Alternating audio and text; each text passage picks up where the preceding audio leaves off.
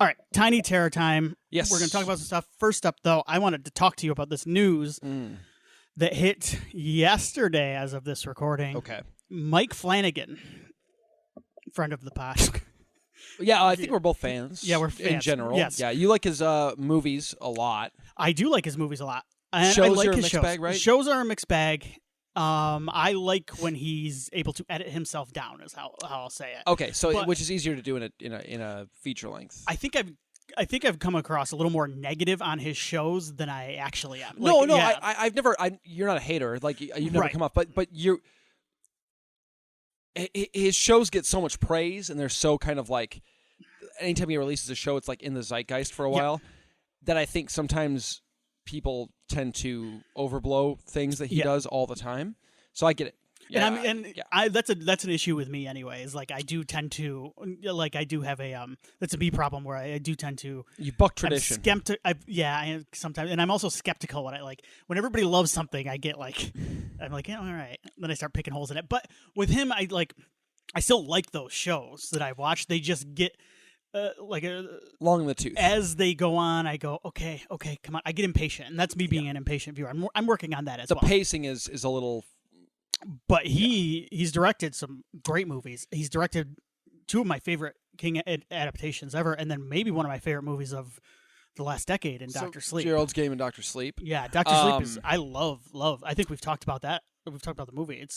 I love that movie. It's rare that I see a movie anymore where I go, this is like a masterpiece. And Dr. Sleep is like as good as it gets. Mm-hmm. It's one of the best movies, one of the best Stephen King adaptations ever, period. Yeah, I think so too. And certainly one of the best horror films of the last decade. Yeah. So he was recently announced, Mike Flanagan was recently announced as taking over the Exorcist franchise. I am going to skim through the Hollywood Reporter article on this just to kind of give... Legit source, good source. Yes, which is... there had been rumors about him being in talks for this movie for a couple weeks. Now it seemed weird, though, made right? official. What's that? Didn't it seem weird when you first heard this? Like, it's almost like, what? Like, this is what he's doing next? Like... Yes and no. Okay. I'm going to read this off. Yeah. The Exorcist franchise is getting a makeover following the polarizing response to last year's Exorcist Believer. Horror maestro Mike Flanagan will write, direct, and produce what Blumhouse is describing as a radical new take on the franchise, one that will be set in the Exorcist universe, but not as a sequel to Believer. Flanagan's Exorcist hiring is a notable change in direction that comes nearly 3 years after Universal announced a $400 million mega deal that would allow it to make a trilogy of Exorcist films to be held by David Gordon Green, the filmmaker behind the Halloween movies. These plans were put on the shelf after Green's Believer earned negative reviews and brought in $137 million at the box office. I think... I'm going to read this quote from Flanagan, and then we can talk about it a little bit. The Exorcist is one of the reasons I became a filmmaker, and it's an honor to have the chance to try something fresh, bold, and terrifying within its universe. Reuniting with my friends at Blumhouse, with whom I've made some of my favorite pieces of work, only makes this more exciting. And they go on to list some of the movies he's made with Blumhouse, including Oculus, Hush, and Ouija, Origin of Evil. So love all three of those movies. Yeah, I think they're great. The Ouija sequel, it blew my mind because I was not expecting anything from that. No, the first one's not great. Yeah, but I remember I went and saw that in the theater with my brother, and we were both like, "This is crazy." I was good. with you. Yeah, were you with us? Yeah. Like, this is crazy good for what I was expecting, especially. And that was before kind of Flanagan kind of blew up and whatnot. So it wasn't like it was like it was a legit shock. It was like, whoa. Yeah, because he started blowing up around the time, a little bit after Gerald's Game, because Gerald's Game was a Netflix release, and then those Netflix shows started hitting, and that's when he really... Hill House is what really blew him up. Yeah, big time. So this is it's a pivot. They're not trying to deny that. Universal's deal required them... It's a very old school Hollywood deal, actually. Required them to make 3 films, period. They had to, to make all 3. We talked a little bit about this with Roger Corman on our right. Mask of the Red Death. That's episode. right. Yeah. And when... David Gordon Green seemed like a solid choice in the sense that, he made a... my understanding is a pretty successful financially Halloween trilogy for Blumhouse. A very well received first movie too, I think. Critically. Yes. The movies after that were not so much. They were a mixed bag. Yeah. I like all three of them for different reasons. Yeah. But what's funny is I think actually the first one is now my least favorite of the bunch. I am with you, actually. I think. Well, no, you know what? Maybe Ends, but like I want to give Ends one more shot. Anyway. I kind of like Ends more. I think. I don't know. Kills is my favorite. Yeah. Anyway, whatever. So it makes sense. Like keep the success rolling and attach him to another prominent horror franchise. The Exorcist. Certainly, we haven't seen another movie in that franchise since the show. Went off the air. And then there were the last movies were the two Dominion and whatever the other version. There's two versions. The Rennie Harlan one and the I can't remember. Is it Schrader? Yeah, Paul Schrader. Yep. But so theatrically, we had both of those bad in different ways, in my opinion. Yes, very Halloween 6 producer's cut. Actually, since we're comparing the two. Yeah. But I should say though, you're a fan of the show too, right? The Exorcist TV show? I never watched the second season. Did you not watch the second season? Part of the problem. Okay. But I loved that first season. It was great. I think it's really great. Yeah. I think I didn't watch it because we didn't have Hulu at the time. I want to say it aired around the time we were... I think Josie had just been born. Mm-hmm. That sounds right. Yeah. I couldn't get around to it, basically. Yep. Is what it was. Yep. But anyway, this deal makes sense on paper. I get it. The thing is, now Universal is locked in, and they are reeling from what was, as you mentioned, critically and commercially not a success. They have not even recouped... they've recouped maybe a quarter of what they spent then. Yeah, and then on top of it, you have to add in the advertising budget. They're in the hole. Mm-hmm. And so what do you do, right? Do you go with Deceiver, which was the plan, which was the second David Gordon Green movie? I think that was going to be a direct sequel to Believer, which I've not seen, in all fairness. And at this point, I guess I don't have to. I probably will watch it at some point. I think it's on Amazon right now. Is it on Amazon right now? It's on Prime. So I will watch it at some point, but I guess it almost feels kind of like... What's your feeling on the franchise, the Exorcist franchise? It's not good. But it's a franchise. I'm with you. Like, yeah, I don't like exorcism movies. Okay. I think that the original Exorcist is a perfect film, and there's not a lot of those. It is a perfect film. There's nothing wrong with that movie, in my opinion. Mm-hmm. It accomplishes everything it's setting out to do. Whether you like it or not, it's a whole different beast, but it is a perfect film. Yeah. That's rare, and it's especially rare in the horror genre, because the horror is known for its imperfections. That's part of the charm and the joy of the horror genre. That's what we like talking about sometimes. That's why we love like Friday the 13th and Halloween, all these things. Any movie that has ever been made about exorcism, post-Exorcist, is never going to live up to it. It's not going to happen. I don't think it's possible. But the ones that have really shown, the ones that have excelled, despite being in a genre that I think is an uphill battle, like beyond an uphill battle, are the ones that do things a little bit differently. Yeah. You and I have talked about the Exorcism of Emily Rose. Mm-hmm. Neither one of us loved that movie, but it did something different, at least. Yeah. With the exorcism angle. The Taking of Deborah Logan is a different beast than The Exorcist, and I think it succeeds in that respect. But by and large, I don't like that as a subgenre. I think that they're mostly pretty just kind of crummy attempts to try and recapture the magic of something that you can't recapture.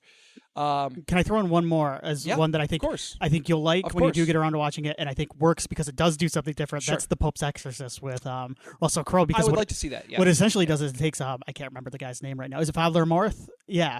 Okay. It takes him and makes him essentially like a superhero. That's awesome. Like he's going around like he's like James Bond style performing exorcisms. That's cool. Yeah. You're doing something different with it, right? Mm-hmm. Like.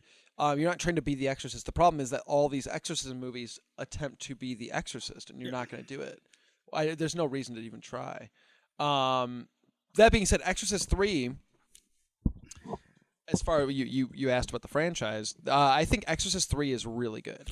That's the only one other than the first one that I like. Yes. 2 has gained, it seems like a weird kind of, it's not that bad following, and I do not like 2. It's not good. It's not good. Yeah.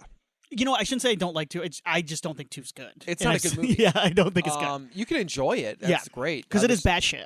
There's a lot of locusts. Yes. There's some James Earl Jones. Yes. It's intense. But 3 is a prime example of what I was talking about. 3 is not trying to just do what 1 did. 3 is a totally different beast. It ties into 1, but it's not like a straight-up exorcism movie in the traditional sense. So, weird that I can say there's a traditional sense for exorcism films, but it's true. Yeah. So, yeah, all in all, it's not a great franchise. So then, I guess let's get into Flanagan a little bit, because I actually think so. Here's the other thing too, with what we were talking about too with the box office, and I think might actually working creatively in the franchise's advantage at this point, because now they're almost playing with house money, because it's going to be very hard to recoup the costs of this. And the weird thing is, like, $137 million worldwide is not bad, but they paid so much, and this is a problem going around. I still don't understand why they would pay that much for the Exorcist rights. And that's crazy to me. And they made it public too. Like, it's nuts. Like, I mean, like, in all honesty, we just talked about, like, the last theatrical Exorcist film was like 2005 or something. Yeah. It didn't do well. It was mired in, like, production issues. Yes. There was a second version released that wasn't really received well either. The 2 seasons of the show, which I really liked, like, they weren't exactly. It got canceled 2 seasons in. Like, exactly. It was not exactly lighting it was the on world the bubble after fire. season Yes, 1. Yeah. Yeah. I remember celebrating, like, because they got a second season. It was barely there, and that's not speaking to the quality. I like the show. Oh, but, for sure. So it's not like this is like a hot franchise, like. Yeah. But it has been diluted, I think, by the advent of the exorcism subgenre too, because so many of them are bad. Quite frankly. Yeah. Anyway, so with Mike Flanagan, I do think there is almost it's a sense of, like, they're playing with house money a little bit. And I won't say they're playing with house money because, like they said, it's going to be so hard to recoup. But creatively now, they have dumped the trilogy idea, essentially. They can make 3 movies now, but they've dumped the idea of that they have to be all connected. This is going to be its own thing with Flanagan doing his own thing. So I think creatively, it feels like they're untethered now from what they were trying to do. And I think they pigeonholed themselves a little bit with that idea of, and I don't like this idea that's taken over, and this has taken over for years now, this idea that everything has to be a trilogy now. Like, just make a movie. Let's see how it goes. When did that start?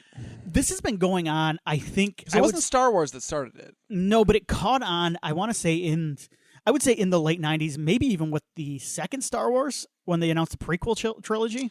I think it was a combination of that prequel trilogy and Lord of the Rings. Could be that too, because The Matrix wasn't supposed to be a trilogy, but then they said it was meant to be a trilogy. It was. Yeah. But then it wasn't, but then it was. Yes. Yeah. So, but then, like, it seemed like everything had to, like, be a trilogy, and it's kind of continued for the last 20 years, it seems like, in a lot of ways. Yeah. With a lot of franchises. So, I'm happy that they've kind of gone away from that. I'm glad that they're not making a series, because we've seen that. I don't need to see it anymore. Yeah. And I think Flanagan is a very good fit, judging on his past work and the themes, because The Exorcist, that first movie, is kind of about family and family dynamics. Absolutely. Yep. And it's also about with the priest side of things, like the past coming back to haunt you, and it's obviously about the afterlife and the supernatural, and these are things that he has dealt with in, like, every single one of his movies and shows. The themes, thematically, like, this is right in his wheelhouse. Yes, there's no question. So, and he's excelled in all that stuff. So, and at its core, an exorcism movie is about dying. And, like, Flanagan, all his and rebirth, yeah. So, and Flanagan, a lot of his work, especially like Midnight Mass is obviously a story about faith and dying and mortality. Yep. Yeah, no. Look, Flanagan's he's an amazing choice for this. When the rumors first started, it was kind of like, oh, he's going to direct Deceiver. That's where my brain went, what? He's going to direct a sequel to this movie that David Gordon Green did that like nobody apparently really cared about. I don't know. That was where I was lost. Now that I know all the facts about it, obviously, like it's different. It's him doing his own Exorcist movie. I'm totally down for. I have no doubt I'm going to enjoy whatever he does. I don't see like it's hard to say that usually because there's few directors that I feel that way about, but minus maybe one project he's done, I've enjoyed every single thing he's done. So I'll put you on the spot. What's the one you weren't crazy about? I didn't like hate it or dislike it. Okay. I didn't like Bly Manor a ton. Oh yeah. I'm with you. And you know, we have a lot of friends of the show, and members of the podcast network who really liked it. Yeah. At the time, I think they said it was one of their favorite. You know, I fell off that one early. Projects. Maybe I'll give it another shot. It didn't work. I felt what you feel. I think sometimes during the shows, and I was like, all right, let's go. Like I'm not.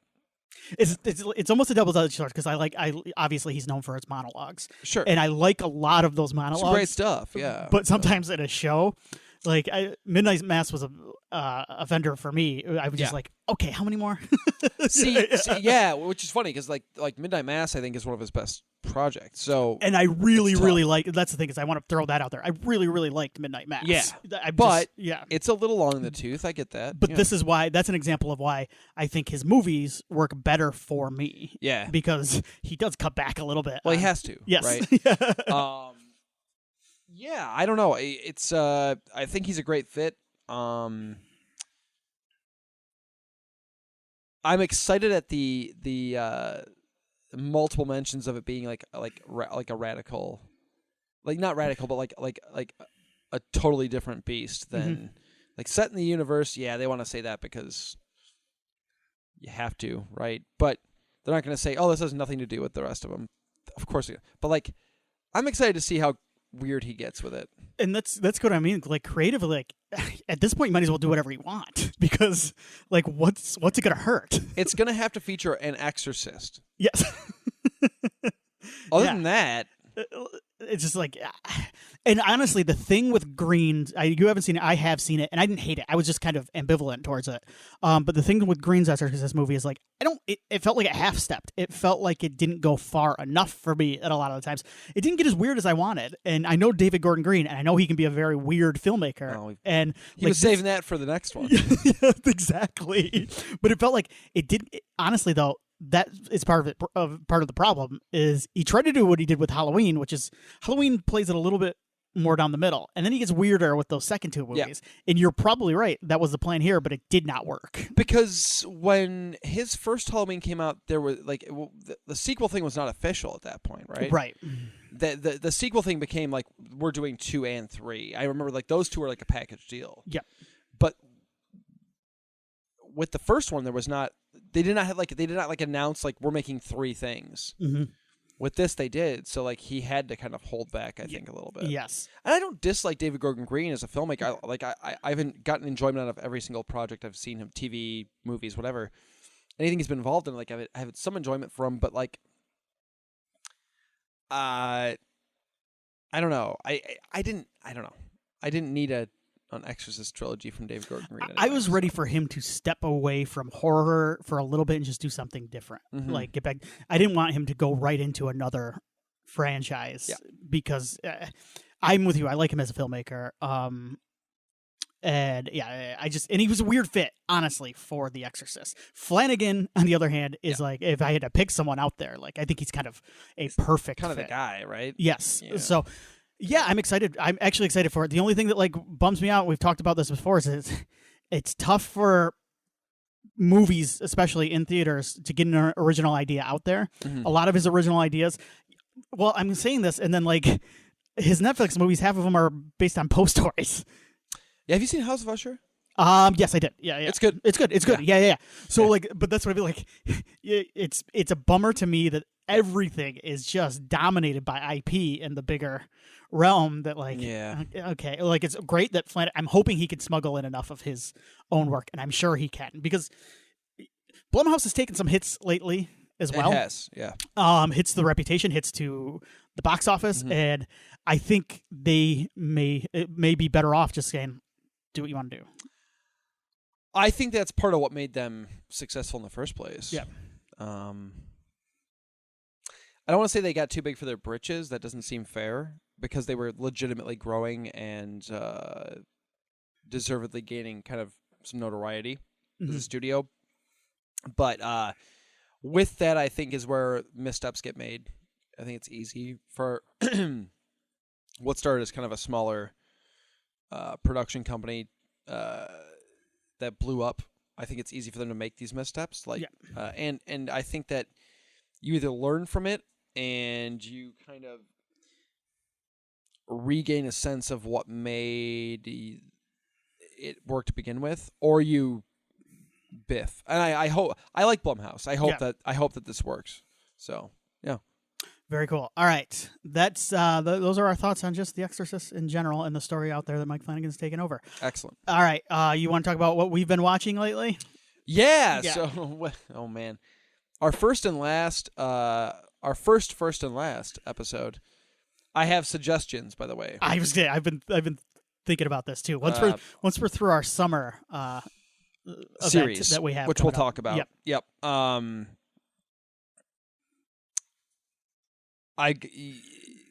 It kind of inspired us to continue down the Walking Dead rabbit hole. I don't know. Yeah. What you want to call it. Continue. Well, I wanted to go back. So you had seen half of the series, and you said on the podcast, I think you said, like, I'm just going to go until I don't feel like going anymore. Like, you're like, I'm going to rewatch it until I get to a point. Either I'll finish it or I'll just go, I don't want to watch this anymore. Yeah. Which, who knows? And I'm probably in the same boat, but like I had seen less than you. I think I had finished, I don't think I ever finished the first season now that I think about it, because I don't think I got to the season finale. I think I fell out. CDC thing. Yeah. Okay. Yeah. I think my rental expired at Family Video, and I took it back before I got there. I thought, I'll re-rent it. It's 3? Yeah. Or they're like, I'll re-rent it down the road, and I never did. So yeah, we're both kind of rewatching it. I'm only through the first season. You're a few episodes ahead of me. Yeah. So, well, okay. So since you're through the first, let's talk about the first season. Yeah. Pretty good. I think those first. I think I was a little too hard on the first 4 episodes, or I would say episodes 2, 3, and 4. Okay. Then, or maybe it's 4. Maybe 2 or 3. But there are a couple where it starts to lose me. I think episode 5 is because that's where I kind of jumped out. I was just like, okay. Let's go. Episode 5 is the. Which one was that? I'm gonna go back here. Episode 5 does end with. Okay, so Vatos is 4, I think. And that's where I start going. Okay, so I think I was a little hard on 2 and 3 because one of them is the Guts episode, which was actually really great. Actually, kind of great. Yeah, the Guts bit is great. Yeah. Vatos in episode 5 loses me until the attack at the end. The attack at the end of 5 is really good. And then 6, I think the No, Vatos episode 4 is the attack at the end. Oh, is it? Okay. Yes. Oh, because then they go into they're losing me in 4. That's where I start to go. What are we doing? Like they go to the old folks' home and stuff. Yeah. Yeah. And then the attack happens, and then you go, okay, all right. Yeah, and then the Vatos come in, and they're like, okay, can we get back to the? Yeah. But then I watched the season finale, and I'm like, okay, I'm kind of back in. That scientist dude I texted you, the scientist at the end, he works for the CDC all by himself. Yeah. He's so good because he's just like, anytime anybody offers a glimmer of hope, he shuts it down. And he's like, no. He's like, just give up, you morons. Come die with me. Stupid. He just wants some friends to die with. That's all he wants. He gets one. That's nice. So what do you think we're watching season 1? It's pretty solid. There's a little bit of a pacing issue with it, in the middle. That's right. because I think that they're like, we only have 6 episodes. We don't know how well this show is going to be received. This is a gamble. So the budget on this show going into it was pretty high. Yeah. That pilot shows it. Yes. And that pilot's still untouchable. Like it's one of the great pilots ever. Period. And I think that's the thing with the budget too, is like you've got to spend to keep up with that pilot. You have to live up to it to a certain degree, right? It's like every classic cartoon we watched in like the late 80s, early 90s, where like the intro was so rad. Yeah. Because it was like a different animation department. And then the show itself was not. Yes. But like they had to kind of show moments of that. Yeah. But I think it does have a tricky. It's a tightrope walk because they only have 6 episodes to prove themselves to get to become a real show, not just a miniseries, essentially. So, but I don't think they want to shoot. They don't want to play their hand completely. Like they don't want to get to the main crux of the Rick and Shane stuff yet. Yeah. They don't want to get to some of the plot lines that will come down the road too soon, because that's stuff they want to save for hopefully a second season, right? So do you remember where the comic was at? It was way ahead of this. Yeah. Okay. I mean, it was if I have to liken it to the show based on what I've seen of the show, the comic at the point the show started, if I'm recalling correctly, and somebody will correct me on our Discord, check out our Patreon to join in. Tom, yes. I want to say that they were the equivalent of like season 6 by the time. Okay. Well, the reason I ask is because that feels like maybe. You're right. Like they didn't want to burn through too many storylines because that was such a popular comic at the time too. Like you don't want to burn that fan base either. Correct. Especially early. And you want to do your own thing too. Mm-hmm. You want to be able to tell your own stories occasionally in the universe, which is fair. That it shouldn't be a carbon copy of the comic. I think I used to think that when I was younger, in my younger days, like why is this not exactly? As I've kind of matured, I don't know. We'll go with matured. I've realized that I don't want that. I want a different version of that, you know. So I think they're in a tough spot and I think that's where you get things like this, the side quests, I guess, which continue on for the first couple seasons at least, where you're kind of going like, what are we hanging out with these people for? Like, can we move on? Like, I want to see what happens with Shane and Rick. Like, let's go. So, despite that, I think it really does. It's a strong first season. It's a short first season, but it's a strong first season. And the other thing too, I want to point out too is like I think now we've gotten kind of used to a shorter season in the streaming era. Yeah, there were miniseries before, obviously, so this I would liken more to a miniseries. But I don't think that's what it felt like. Yeah, I don't think they had cracked the code, I guess is what I would say. Like now, like. I think, well, you know, these shows have their problems now, too, with this kind of stuff, with pacing and stuff. I mean, the Disney Plus shows, the Marvel stuff has had issues with that. But I think there's a general idea of, like, it's so commonplace now that to have these shorter seasons. Well, I mean, look at the Walking Dead stuff, right? Mm-hmm. That Daryl Dixon show, the Ones Who Live. Yep. Those have been pretty largely well received. I was going to say, those have been... From what I tell, those have been better received than the last few seasons of the show critically. Yeah. Well, and even with fans, I think it seems like. Yeah. As that show went on, as The Walking Dead went on, it became 20 episodes a season. Yes. It grew and grew and grew and grew. They were splitting seasons in half or thirds. It was. I wasn't even watching at that point, and I was going, "Oh my God, what are we doing?" Okay. Yeah. Season 10, Part A or something. I'm like. Why are we doing this? And I think we've talked about this a little before, but for me personally too, like horror on TV works better in either short bursts or anthology style. Either episode anthologies or season anthologies, if you can stretch it out that much. Yeah, for sure. Yeah, it can overstay its welcome. Yes. So, but I like the first season quite a bit, and I'm with you, Dr. Dr. Jenner is one of the Dr. best. Jenner, yeah. Yes. One of the best to ever do it, that guy. Yeah. Yep. Went out like a champ. Do you have a favorite character, forgotten character that you've rediscovered with season 1? Favorite forgotten character.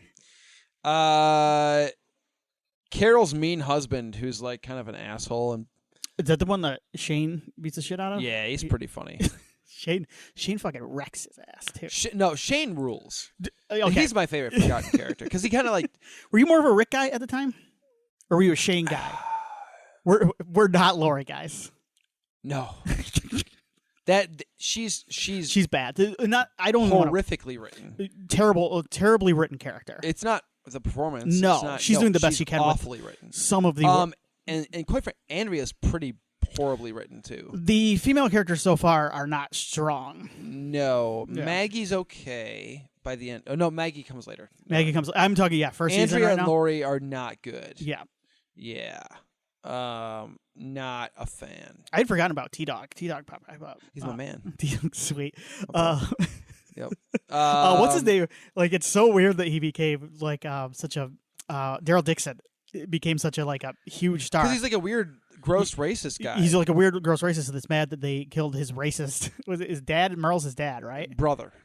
Sorry, excuse me. I forgot. I'm watching this very closely. Does Merle come back?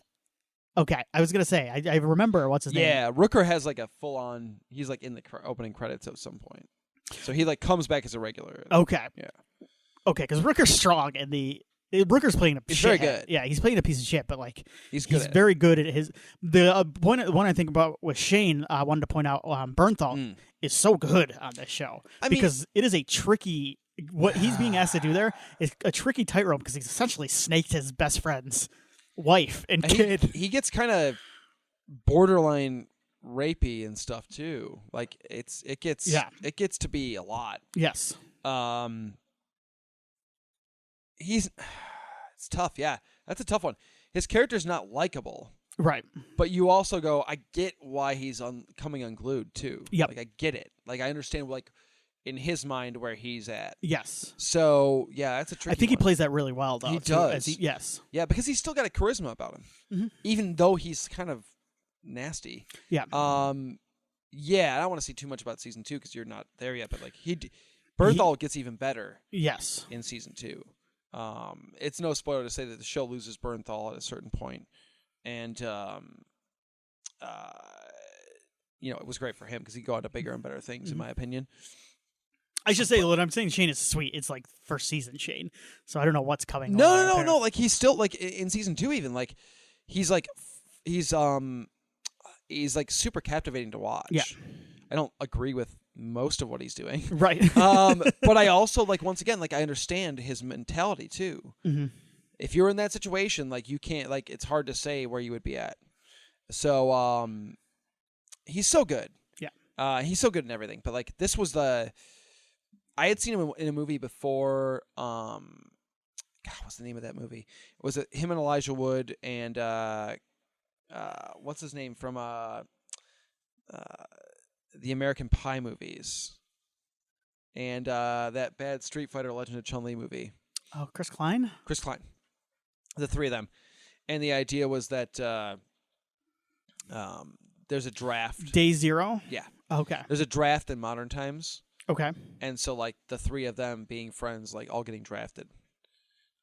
Bald Elijah Wood in this, too, it looks like. Yes. Or is that bald Chris Klein? No, that's bald Elijah Wood. Elijah Wood, I believe. Okay. Anyway, interesting movie. And I saw him in that, and I was like, this guy's pretty damn good. And yeah, after Walking Dead, I was like, I'm gonna follow what he's doing because I loved his work, and he went on and did. I mean, he's still, it's gonna be back as my boy Frank. Frank Castle, another tough character to pull off, especially nowadays. And he does. Yeah, he does. Yeah, yeah, he's great. Yeah, Bernthal's great. We got to meet Bernthal once. I don't know if I ever shared that story. I don't think you've shared the story on here. No, I don't even know if I know the story. Met him at a convention. My wife's a big fan. She's got a big crush on old Bernthal. I kind of have a crush on Bernthal too. I'm man enough to admit that. And he was at a con, and this was just after Daredevil season 2 had come out. He had also that same year he was in Sicario in a really small but great role. and he had also done Fury that year. Okay, he was in Fury. Yeah. Like, holy smokes! Like, yeah.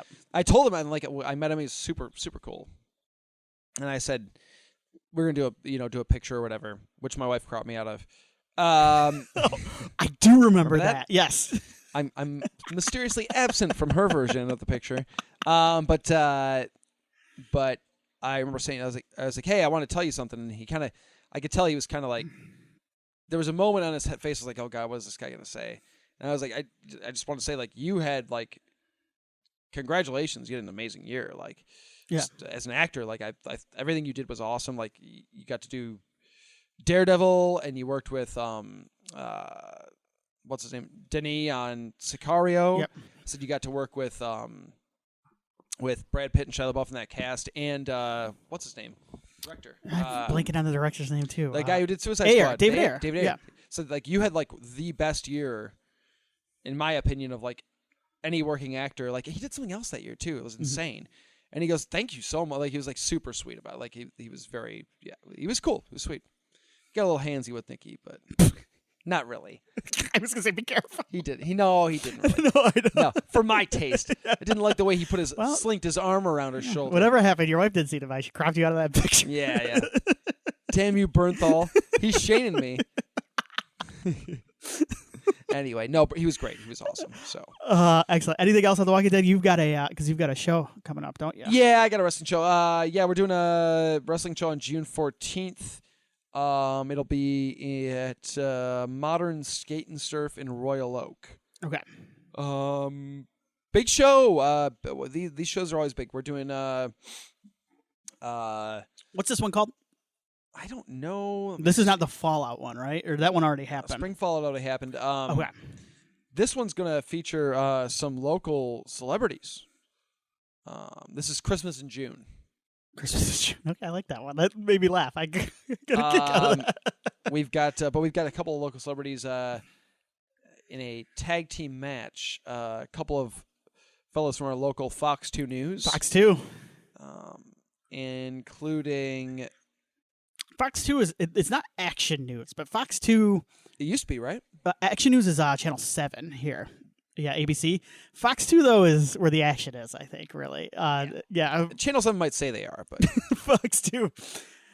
Fox 2, they get in-depth. They do, like, a lot of, like, exposing local, like, scams and stuff like that. Like, it's a pretty in-your-face newscast. It's aggressive. Yeah. In a fun way. It is aggressive. That's a good word to describe Fox 2. But I kind of like that. So, we got a couple of folks... from Fox 2 coming in. Rob Wolchek, famous for his Hall of Shame segments, is going to be wrestling. Actually wrestling, which is incredible. I'm excited to see this Rob Wolchek wrestle. I think he's going to do... I'm psyched. I think he's going to do great things in that ring. I cannot wait. But yeah, no, it's going to be a great show. Who's his tag team partner? Brandon Hudson. Brandon Hudson also from Fox 2. From Fox 2, but he's got a third as well. It is a handicap tag team match. The two of them aren't wrestlers. It's only fair. Yeah. So okay. It's the two of them plus Jonte Keith versus the Father Marquise and Chuck Cold. Okay. In a tag match. We also got the tag team titles on the line. The Great Ones, the Great Tiger and the Great Akuma. Okay. Versus the Congregation, Father Marquise's crew. And we have a 4-way match for the Women's Championship with champion Sabrina Kyle against Ricky Morris, Revna, and Leela Hall, among other matches. So, yeah, it should be pretty... Yeah, the card will probably fill out a little closer. We're still a couple weeks away, right? Yeah, it'll keep filling out. And the thing is, it's... This one benefits charity, which is always cool. Oh, so, is this the same charity? It's a charity. Yeah, so there's a few different charities, actually, that we are raising money for. Boys and Girls Club is one of them.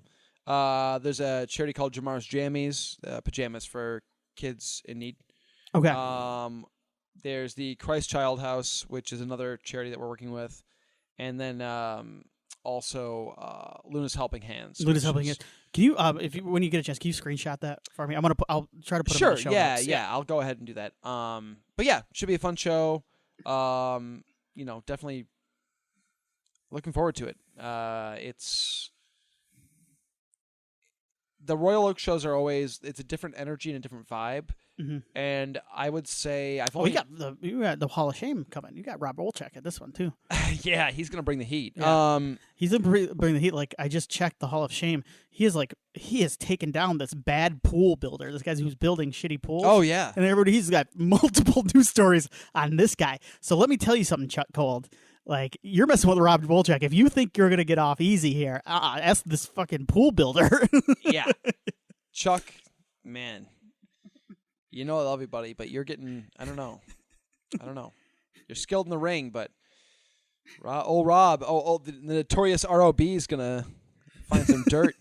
That's right. That's what he's called, right? Yeah. He said he's going to put him in the Hall of Pain instead of the Hall of Shame. That's right. Yeah. I hope he comes out in a pain maker. Jacket and makeup. Show him, oh my god! If you could show him, the payment. Text him. Yes, please. Say, hey, you said you're here's this cool outfit you should wear. Don't say anything about don't give him any context. Just be like, you should dress like this. The kids will love it. You're at the skate park. What do you think his entrance music is going to be? Probably whatever the Hall of Shame music is. I'm sure. I can see he's going to come out to we're not going to take we're not gonna take. That'd be good. Yeah. No. That'd be good. He'll come out to... we can't use license, though. We got to be careful with that. Oh, can you not? I was going to say the other one... can, but it's tricky with YouTube. He could come out to House of Pain by, is it Faster Pussycat? Oh, that'd be good. Yeah, I'm excited to meet old Rob. I haven't met him yet. Brandon Hudson, I met. Great guy. Super cool. Awesome. Met him a few times now. He's a girl dad, so we bonded over that one. But I've not met old Rob yet. He might be a girl dad. I don't know. Find out. Seems like a good chap, so he's gonna get in there and rock the house, I'm sure. You girl dads, nobody ever says, "Hey, there goes a boy dad." It sounds bad. Yeah, I know. Like the boy dad, it just sounds bad rolling off the tongue. I don't even like the way it sounds, to be honest. It shouldn't and the thing is, I feel weird saying that, right? I'm just messing. No. I do. Because that seems unfair to dads who just happen to have had sons. Heaven forbid, right? We're not on an upper echelon. We're not on some higher level. We've worn makeup a lot more than you have. You don't know that. You don't know that. You don't know what I do in my free time. That's true. Okay, yeah, that's fair. I've had more tea parties than you, I think. Yeah, that would be maybe. That would probably be accurate. Yeah, I don't think I have had tea time. I've gone to tea time, but I wouldn't call it a party. It was just When's the last time you wore a dress, Tim? Never. This is where I'll admit it. I've never worn a dress. Never? I've never worn a dress. It's freeing. You should try it. Just once. Yeah. Just once. Just everything feels so light. It's a lot of freedom there for me, though. Yeah. Hey, we have to record the the episode proper. We've been talking. We might beat. This might be longer than the actual. We've had one come close, and it was a Nikki TV time. Well, yeah. This one. Let's see. It's a good chance. Yeah. The tiny